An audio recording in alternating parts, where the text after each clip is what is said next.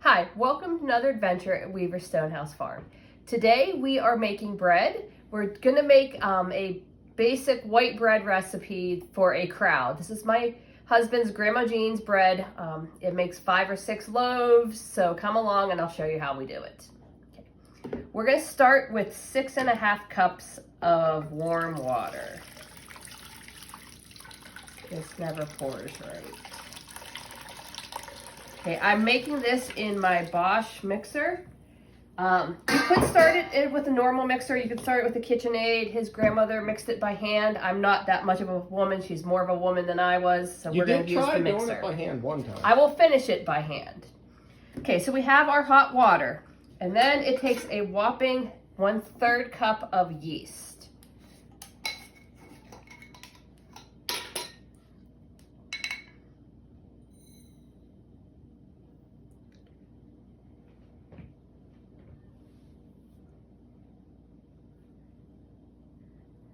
Just gonna sprinkle that around.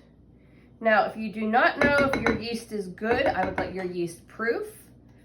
This is fairly fresh yeast. I just used it this week, so I don't have to really wait for it to proof. How would you proof it?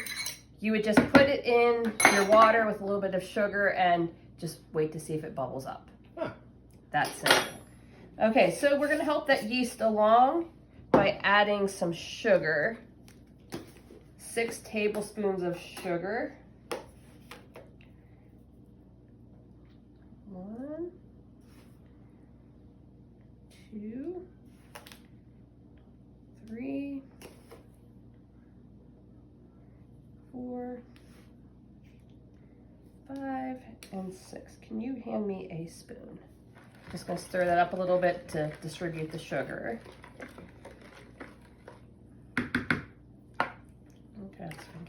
Without all the yeast on my spoon. Okay. So our next addition is going to be salt. It's 8 teaspoons.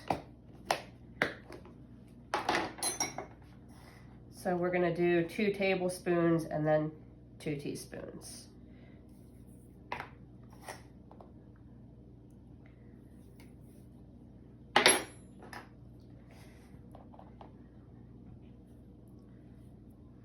And I'm gonna go a little bit short on the salt because I'm using salted ghee. So if you're gonna use butter and it's salted butter, you could probably back the salt off just a little bit because the shortening doesn't have any salt in it. Okay, then we are going to add our shortening, whatever kind it is. So we are, like I said, using ghee. Hold on, let me see it. Bring it here.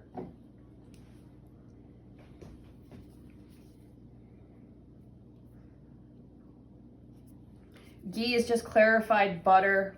There's no lactose in it, and it's a little bit cleaner product, so it's sticky though.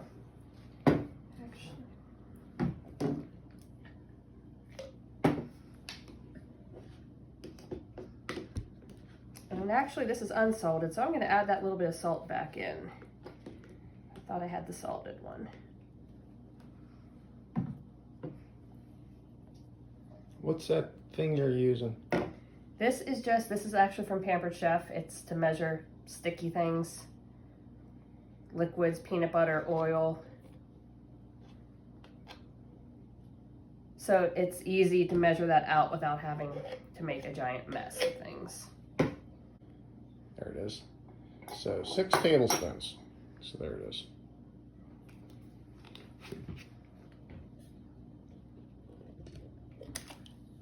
Okay, in you go there. So we have our water, we have our yeast, we have our sugar, we have our salt, and we have our shortening. And now we're going to start the process of the flour. The recipe calls for 20 cups of flour. I don't think I've ever gotten it to take all 20 cups of flour. It usually ends up between 16 and 18 cups is what it takes. So I've got my big measuring cup. This is a 2-cup measuring cup. And you can use your flour of choice. Have you ever used our mill and milled enough flour for this? No. if you're using fresh ground wheat, your recipe will need to be adjusted. It's a little bit different than baking with all-purpose flour. Okay, so there is 2 cups. You could sub some whole wheat flour without much modification, but to get a true whole wheat recipe, it's a different type of baking. Mm-hmm.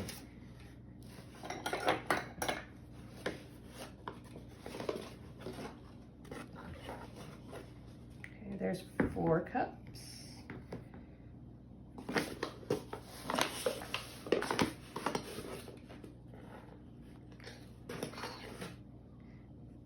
And 6. Okay, so we're going to start mixing this up. Like I said, I have done it in my KitchenAid before, but it cannot, you might get half the flour in. It doesn't. And the motor is not strong enough. No, it doesn't handle it well. So we upgraded to the BOSCH. Okay, so we're just going to turn it on 1 and let that begin mixing.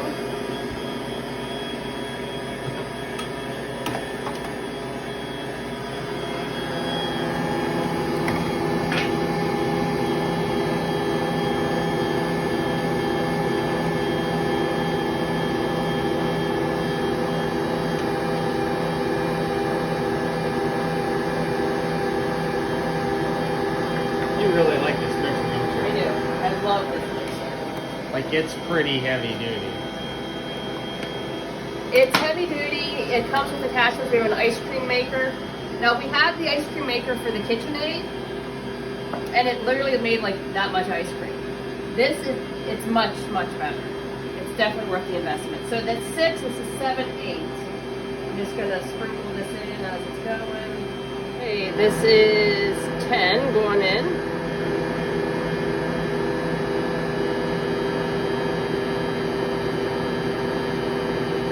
I remember you used to look at this bread recipe, and it was, you're like, oh my gosh, this is so much, we'll never use it. It's intimidating. And now, you use it on a very regular basis. This is 14 going in. Joe will tell me how much it needs. Okay, it's starting to pull away from the side, so I'm going to stop it here to check. That's getting close. It's still a little bit too sticky though. Okay, it's not going to need all of this, so we're just going to go slow.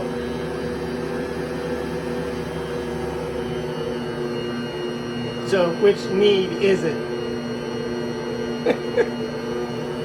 It will need it. The dough might not need it. Let's see what's going on with this. Still pretty sticky. Pull that away there. But as you can see, it's pulling away from the side, so it's getting there.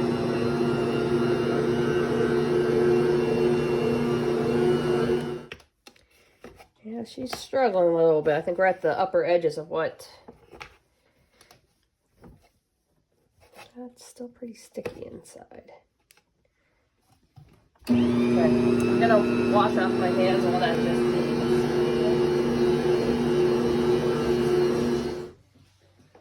So we have come to the top edge of what the BOSCH can handle. I'm impressed. This is 18 cups of flour in here, and I'm going to dig it out, and I'm going to knead it by hand a little, because it still needs a little bit more, I feel.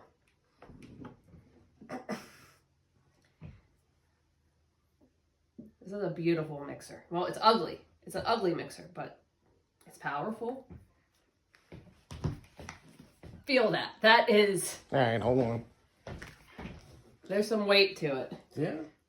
Okay. But why do you put the flour down? So it doesn't stick. There you go. Not everybody may know that. If you know nothing about baking bread, like absolutely nothing, let me know, and we'll do a basics on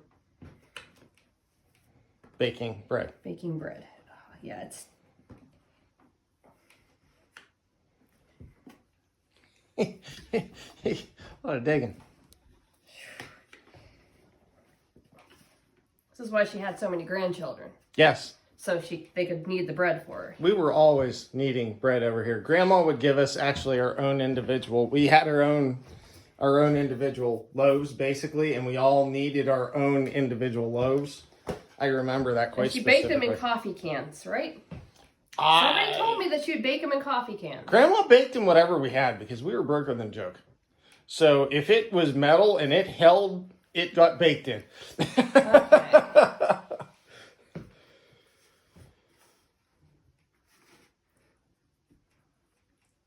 Can you take that? Sure. Okay. There you go. It's pretty well cleaned out. I'm just getting a little bit of flour so it's not sticking to my counter. That feels like nice dough. Sticky. See, sticky. Okay, so this is like 18.5 cups of flour in here. Maybe we'll get the 20 cups in.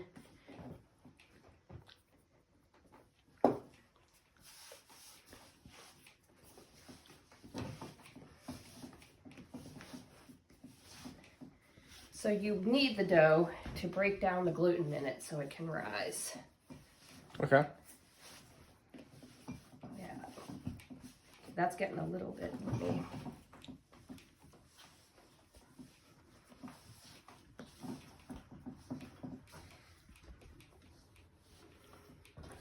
I'm gonna split this actually.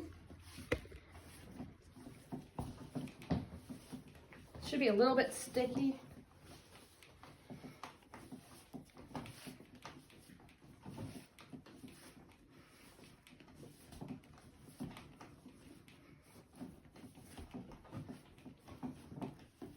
And as you need that little bit of flour in, if it still feels sticky, do a little bit more. I would never know to do that. So it's a feel on the stick of the hand, huh? Yep. You don't want it gloppy that's sticking all over your hands, but you want it a little tacky.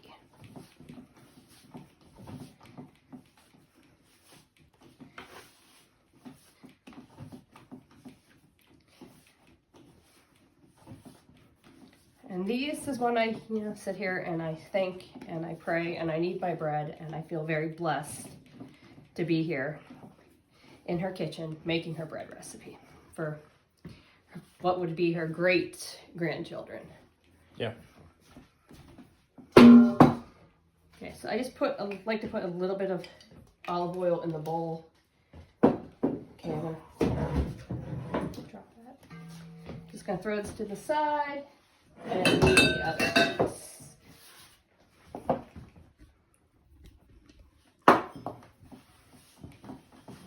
This piece is bigger.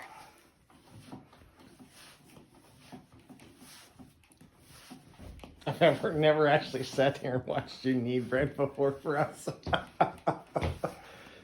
See, these are the wonderful things that my wonderful wife does whenever I'm out working, that I just don't know and realize that I come back to the kitchen, it's nice, it's warm, it smells good, and it's amazing. So, small note, young men, find a very capable woman. You will be happy. You'll be well fed.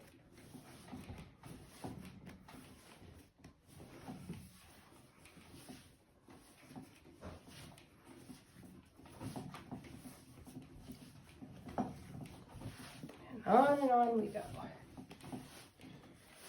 And this is why you don't mess with the baker. I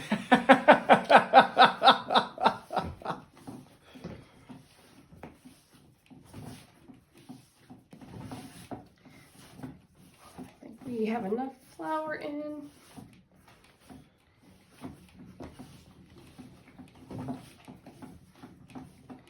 Okay. I'm just going to kind of incorporate these together in here.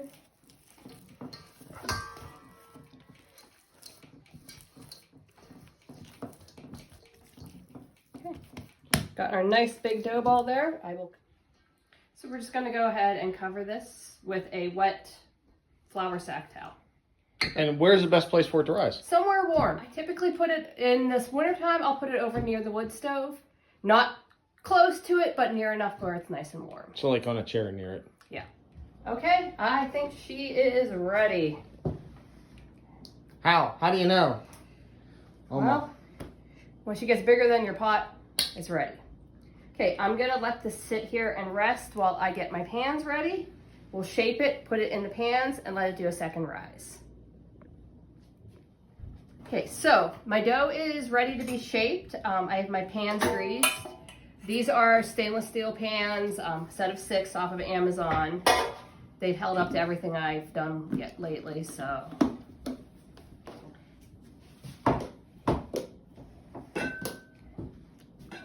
Now the fun part of this.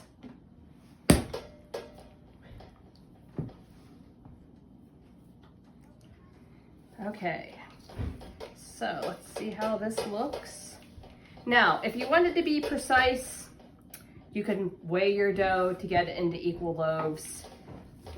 I just try to cut it in half and then to cut that into equal pieces.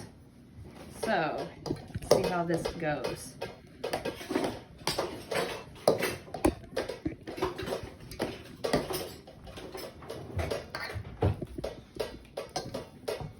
I'm gonna add some flour to my workspace.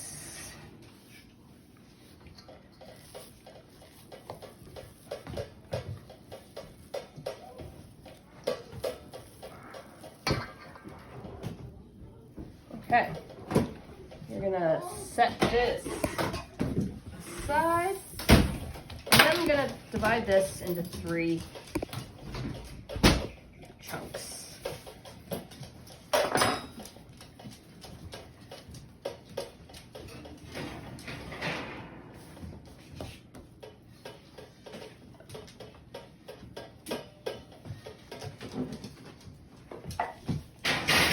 Okay. So this guy, once again, I'm sure you can measure it to make them equal. I'm just gonna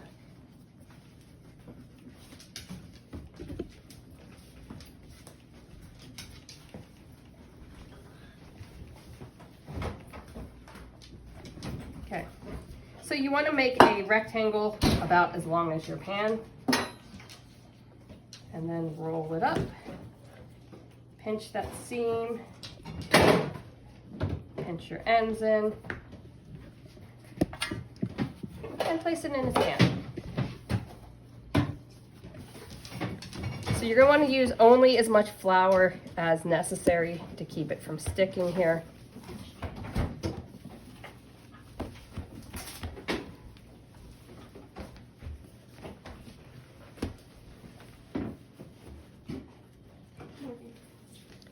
I don't make the prettiest bread, but I make good bread. And you can make it in quantity to feed us. Okay.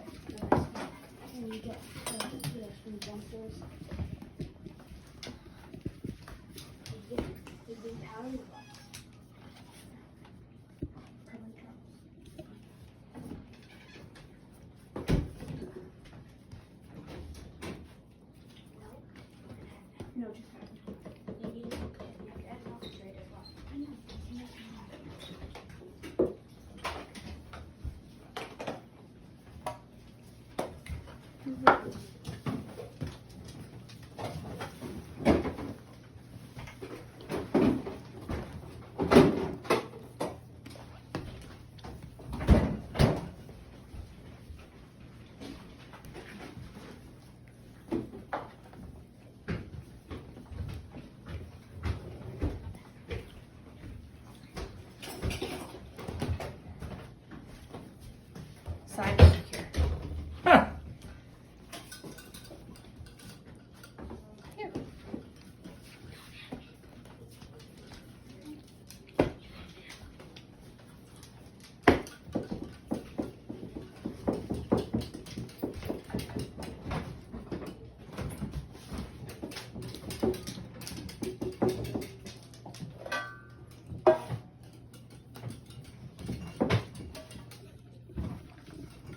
Okay, there's 4.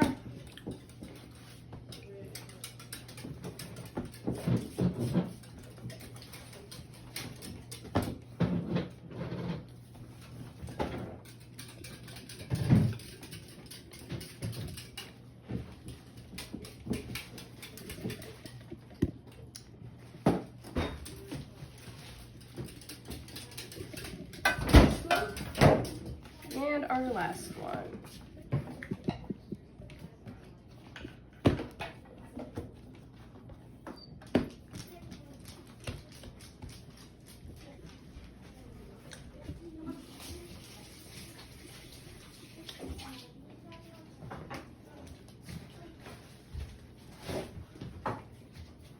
Okay, so I will cover these with the damp cloth and let them rise for about another 35-40 minutes.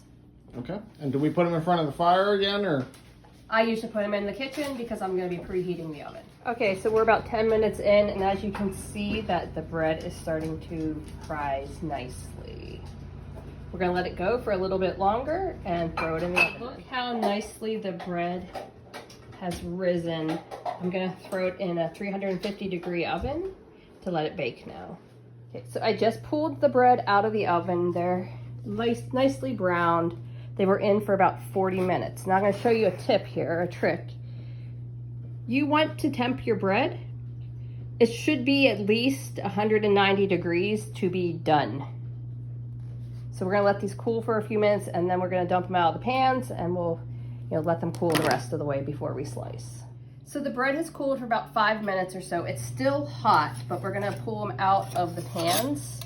I did oil the pans, but I'm just running a butter knife around the edges. And we're actually going to leave them on their sides to cool.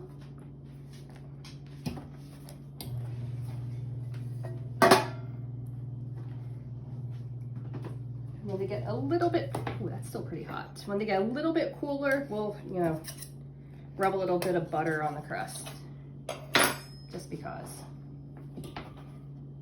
Okay, I'm gonna have to get a cookie sheet to put the others on. Stay away, Charlie.